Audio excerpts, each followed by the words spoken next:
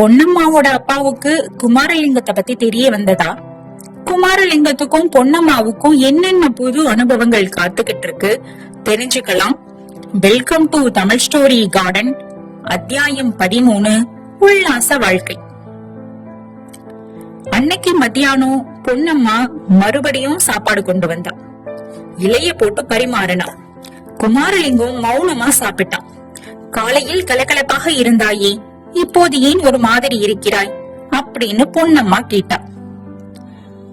அது ஒன்றுமில்லை பொன்னம்மா, காலையில் நீ சொன்ன விஷயங்களை பற்றி தான் யோசித்துக் கொண்டிருந்தேன் அப்படின்னு சொன்னா குமாரலிங்கம்.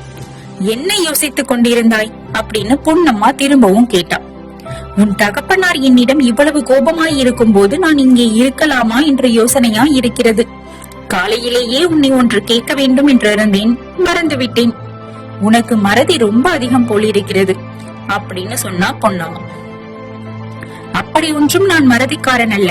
உன் முகத்தை பார்த்தால்தான் பல விஷயங்கள் மறந்து போகின்றன, வயிற்று பசியை தவிர அப்படின்னு குறுக்கிட்டு சொன்னா பொன்னம்மா. ஆமாம், வயிற்று பசியை தவிரத்தான். பசி வந்திட 10 பறந்து போகும் என்று பெரியோர் வாக்கு இருக்கிறதே. போகட்டும், காலையில் என்னை என்ன கேட்க வேண்டும் என்று எண்ணி இருந்தாய்? சூரியன் உதித்து ஒரு நாளைக்கு பொழுதுக்கு இந்த பக்கமாக ஒரு பெரிய மனுஷர் போனார். அவர் முகத்தை பார்த்தால் ரொம்ப கோபக்காரர் என்று தோன்றியது. ஒருவேளை அவர்தான் மணியக்காரரோ என்று கேட்க எண்ணினேன். இருந்தாலும் இருக்கும். அவர் பின்னோடு ஒரு நாய் வந்ததா? ஆமாம், பெரிய வேட்டை நாய் ஒன்று வந்தது. இங்கே வந்ததும் அது குறைத்தது. அந்த பெரிய மனுஷர் கையில் இருந்து தடியினால் அதன் மண்டையில் ஒரு அடி போட்டார். அப்படியானால் நிச்சயமாக அப்பாதான். உன்னை அவர் பார்த்து விட்டாரோ அப்படின்னு பொன்னம்மா திகிலோடு கேட்டா. இல்லை, பார்க்கவில்லை. அந்த மொட்டை சுவருக்கு பின்னால் நான் மறைந்து கொண்டிருந்தேன். நாய்க்கு மோப்பம் தெரிந்து குறைத்திருக்கிறது. அதற்கு பலன் தலையில் ஓங்கி அடி விழுந்தது. நல்ல வேளை, கரும்பு தோட்டத்துக்கு இந்த வழியாகத்தான் அப்பா நீதம் போவார். தப்பி தவறி அவர் கண்ணில் மட்டும் நீ பட்டு விடாதே. அவர் கண்ணில் படாமல் இருப்பதென்ன? இந்த இடத்திலிருந்தே கிளம்பி போய்விட உத்தேசித்திருக்கிறேன் பொன்னம்மா. அதுதான் சரி, உடனே போய்விடு. முன்பின் தெரியாத ஒரு ஆண் பிள்ளையை நான் நம்பினேனே. என்னுடைய புத்தியை விறகு கட்டையால் அடித்துக் கொள்ள வேண்டும். இப்படி பொன்னம்மா சொன்ன போது அவளுடைய கண்கள் கலங்கி கண்ணீர் துளிக்கும் நிலையில இருப்பதை குமாரலிங்கம் கவனிச்சான். கொஞ்சம் முன்னால அவன் யோசிச்சு முடிவு செஞ்சிருந்த தீர்மானங்கள் எல்லாம் காற்றோட பறந்து போனது. இந்த கள்ளங்கவடமற்ற பெண்ண முதல்ல தான் சந்திச்சு இன்னும் 24 மணி நேரம் கூட ஆகல அப்படிங்கறத அவனால நம்ப முடியல. உன்னை பிரிந்து போவதற்கு எனக்கும் கஷ்டமாய்தான் இருக்கிறது. ஆனால் வேறு என்ன செய்யட்டும், நீதான் சொல்லேன் அப்படின்னு குமாரலிங்கம் உருக்கமான குரல்ல கேட்டான். நீ இப்போது சொன்னது நிஜமாய் இருந்தால் என்னையும் உன்னோடு இட்டு கொண்டு போ அப்படின்னு மணியக்காரரோட மகள் சொன்ன பதில் குமாரலிங்கத்தை ஒரு குலுக்கு குலுக்குனது. கொஞ்சம் நிதானிச்சுட்டு குமாரலிங்கம் சொன்னா, பொன்னம்மா, உன்னையும் என்னோடு அழைத்து போகவல்லவா சொல்லுகிறாய்? அதற்கு எனக்கு பூரண சம்பந்தம். உன்னை பார்த்த பிறகு கல்யாணம் செய்து கொள்ளவில்லை என்ற தீர்மானத்தை கூட கைவிட்டு விட்டேன். ஆனால் சமய சந்தர்ப்பம் தற்போது சரியா இல்லையே. நானோ போலீஸ் புலிகளிடம் அகப்படக்கூடாது என்று தப்பி ஓடி வந்தவன். என்னை நான் காப்பாற்றிக் கொள்வதே பெரும் கஷ்டம். உன்னையும் கூட அழைத்துக் கொண்டு எங்கே போக, என்னத்தை செய்ய? என்னை உன்னோடு அழைத்துக் கொண்டு போவது கல்லை கட்டிக்கொண்டு கேணியிலே விழுகிற மாதிரிதான். அது எனக்கு தெரியாமல் இல்லை. அதனாலேதான் உன்னை இங்கேயே இருக்க சொல்கிறேன் அப்படின்னு சொன்னா பொன்னம்மா. அது எப்படி முடியும்? நீதான் சொன்னாய் உன் அப்பா என்னை பார்த்து விட்டால் கடித்து விழுங்கி விடுவார் என்று. அது மெய்தான். ஆனால் இந்த பாலுங்கோட்டையிலும் இதை சேர்ந்த காடுகளிலும் நீ யார் கண்ணிலும் படாமல் எத்தனை நாள் வேண்டுமானாலும் இருக்கலாமே. சாப்பாடு கொண்டு வந்து கொடுப்பதற்கு நான் இருக்கிறேன். உனக்கு என்ன பயம்? எனக்கு ஒரு பயமும் இல்லை பொன்னம்மா. ஆனால் எத்தனை நாள் உனக்கு இம்மாதிரி சிரமம் கொடுத்து கொண்டிருப்பது? என்ன காரணத்தை சொல்லிக்கொண்டு தினம் தினம் நீ சாப்பாடு கொண்டு வருவாய்? வேண்டாம் பொன்னம்மா, நான் எங்கேயாவது போய் தொலைகிறேன்.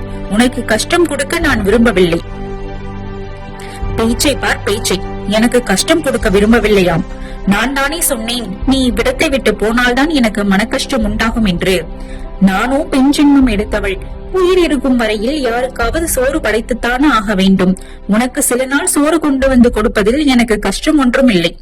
தோட்டத்தில் கரும்பு வெட்டி வெள்ளம் காய்ச்சி முடிவதற்கு 15 நாள் ஆகும். அதுவரையில் நான் இந்த வழியாக நிதம் போக வேண்டியிருக்கும். அப்பாவுக்கு சாப்பாடு கொண்டு போவேன். அப்போது உனக்கும் கொண்டு வருகிறேன். குமாரலிங்கம் குறுக்கிட்டு, பொன்னம்மா, உன் தகப்பனாரை நினைத்தால் எனக்கு கொஞ்சம் பயமாய்தான் இருக்கிறது. அவரை பார்க்கும் போதே முன்கோபக்காரர் என்று தோன்றுகிறது. என் பேரில் வேறே அவருக்கு விசேஷமான கோபம். அதற்கு காரணம் இல்லாமலும் போகவில்லை. தப்பி தவறி என்றைக்காவது ஒரு நாள் நாம் இருவரும் பேசிக் கொண்டிருப்பதை அவர் பார்த்துவிட்டால் நம் இருவரும் பேசிக் கொண்டிருப்பதை அவர் பார்த்துவிட்டால் என்ன கதி? என்னை பற்றியே நான் சொல்லவில்லை, உனக்காகத்தான் நான் பயப்படுகிறேன் அப்படின்னு சொன்னான். ஐயா, எங்க அப்பா பொல்லாத மனிதர் தான். ஆனால் ஊருக்குத்தான் அவர் பொல்லாதவர். எனக்கு நல்லவர். சின்னாயி ஒரு நாள் என்னை பாடாய்படுத்தியதை பார்த்து கொண்டிருந்து விட்டார். அதற்காக அவளை முத்து முத்து என்று முத்து விட்டார். அதாவது, உங்க அப்பாவினால் உனக்கொன்று அவ அபாயம் இல்லை, வந்தால் எனக்குத்தான் வரும் என்று சொல்லுகிறாயா? அந்த கேலிய விரும்பாத பொன்னம்மா முகத்தை சினிக்கிட்டு, அப்படி ஒன்றும் சொல்லவில்லை. எங்க அப்பாவுக்கு நான் செல்ல பெண், சமயம் பார்த்து பேசி உன் விஷயத்தில் அவருடைய மனதை மாற்றி விடுகலாம் என்று இருக்கிறேன். முதல் நாள் இரவு சோலைமலை மகாராஜாவும் இளவரசியும் பேசிக் கொண்டிருந்த காட்சியையும் தாம் அழகனியின் அருகில மறைந்திருந்து ஒட்டு கேட்ட வார்த்தையையும் குமாரலிங்கம் நினைவு கூர்ந்தான். பொன்னம்மா, நீ என்னதான் பிரயத்தனம் செய்தாலும் கூட உன் தகப்பனாரின் மனதை மாற்ற முடியும் என்று எனக்கு தோன்றவில்லை அப்படின்னு சொன்னான். ஏன் நீ இவ்வளவு அவநம்பிக்கைப்படுகிறாய்? கொஞ்சம் பொறுத்திருந்து என்னுடைய சாமர்த்தியத்தை பாரேன் அப்படின்னு சொன்னா பொன்னம்மா. நீ சாமர்த்தியக்காரிதான், அதை பற்றி சந்தேகம் இல்லை. ஆனால் என் விஷயத்தில் எதற்காக நீ இவ்வளவு சிரத்தை எடுத்துக் கொள்கிறாய்? இன்றைக்கோ நாளைக்கோ என்னை போலீசார் வேட்டையாடி பிடித்து விடலாம். அப்புறம் இந்த ஜென்மத்தில் நாம் ஒருவரை ஒருவர் பார்க்கவே முடியாது. என் உடம்பில் இருக்கும் உயிர் ஒரு மெல்லிய கயிற்றின் முனையிலேயே தொங்கிக் கொண்டிருக்கிறது. எந்த நிமிஷத்திலே இந்த கழுத்திலே சுருக்கு விழுமோ தெரியாது. இப்படிப்பட்ட நிலையில் உள்ள என்னை நீ நம்ப வேண்டாம், நம்பி ஏமாற்றம் அடைய வேண்டாம் இப்படின்னு குமாரலிங்கம் இறங்கிய குரல்ல சொன்னான். பொன்னம்மா உணர்ச்சி மிகுதியினால ஒன்னும் பேச முடியாம கொஞ்ச நேரம் சும்மா இருந்தா. அப்புறம், ஐயா, விதி அப்படி இருக்குமானால் அதை யாராலும் மாற்ற முடியாது. ஆனால் சோலைமலை முருகன் அருளால் அப்படி ஒரு நாளும் நடக்காது. எனக்கு தைரியம் இருக்கிறது. என் தகப்பனாருடைய மனதை மாற்றுவதற்கு என்னுடைய சாமர்த்தியத்தை மட்டும் நான் நம்பி இருக்கவில்லை, சோலைமலை முருகனுடைய திருவருளையும் நம்பிக்கொண்டிருக்கிறேன். நேற்றிரவு அப்பா இன்னொரு விஷயமும் சொன்னார். இந்த இங்கிலீஷ்கார பயம் அவன்களையும் பூராவும் நம்பிவிடக்கூடாது. குனிந்தால் முதுகில் உட்காருவார்கள், நிமிர்ந்தால் காலில் விழுவார்கள். இவர்களை இந்த பாடுபடுத்தி வைக்கிற காங்கிரஸ்காரர்களின் கையிலேயே மறுபடியும் கவர்மெண்டை கொடுத்தாலும் கொடுப்பார்கள். இன்றைக்கு தலைமறைவாய் ஒளிந்து திரிகிற குமாரலிங்கம் நாளைக்கு ஒருவேளை ஜில்லா கலெக்டராகவோ மாகாண மந்திரியாகவோ வந்தாலும் வருவான்.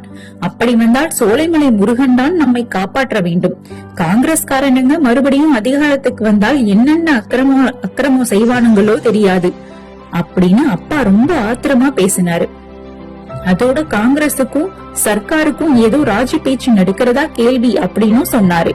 ஐயா, நீ ஒருவேளை மந்திரியாகவோ ஜில்லா கலெக்டராகவோ வந்தால் அக்கிரமம் ஒன்றும் செய்ய மாட்டாயல்லவா? அப்பாவை கஷ்டத்துக்கு உள்ளாக்க மாட்டாயல்லவா அப்படின்னு பொன்னம்மா கண்ணுல நீர் ததும்ப கேட்டா. மாட்டேன் பொன்னம்மா, மாட்டேன். பிராணன் போய்கொண்டிருந்த சமயத்தில் சோறு கொண்டு வந்து போட்டு உயிர் பிச்சை கொடுத்த பொன்னம்மாளின் தகப்பனாரை ஒரு நாளும் கஷ்டப்படுத்த மாட்டேன். அவர் மேல் ஒரு சின்ன ஈ எறும்பு உட்கார்ந்து கடிப்பதற்கு கூட இடம் கொடுக்க மாட்டேன் அப்படின்னு சொன்னான் குமாரலிங்கம். இந்த சம்பாஷணை நடந்து 7-8 தினங்கள் வர அந்த பாலடைஞ்ச சோலைமலை கோட்டையிலேயே குமாரலிங்கத்தோட வாழ்க்கை போயிட்டு இருந்தது. ஆனந்தமாகவும் குதூகலமாகவும் போயிட்டு இருந்தது அப்படின்னே சொல்லணும். மணியக்காரர் மகளிடம் அவனுடைய நட்பு நாளுக்கு நாள் வளர்ந்துட்டு இருந்தது. ஒவ்வொரு நாளும் பொன்னம்மா சாப்பாடு கொண்டு வந்த போது குதூகலத்தையும் கொண்டாட்டத்தையும் கூட கொண்டு வந்தா. பிரதிதினமும் அவளுடைய கால்மிட்டியோட சத்தத்தோட கலகல அப்படிங்கிற சிரிப்போட ஒளியும் சேர்ந்து வந்தது. அந்த பாலும் கோட்டையில ஒளிஞ்சிருந்து கழித்த ஒவ்வொரு நாளும் ஒரு உற்சவ தினமாகவே குமாரலிங்கத்துக்கு போயிட்டு இருந்தது. சோலைமலை கோட்டைக்கு அவன் வந்து சேர்ந்த அன்னைக்கு பகலிலும் இரவிலும் கண்ட அதிசய காட்சிகளை பிற்பாடு அவன் காணல.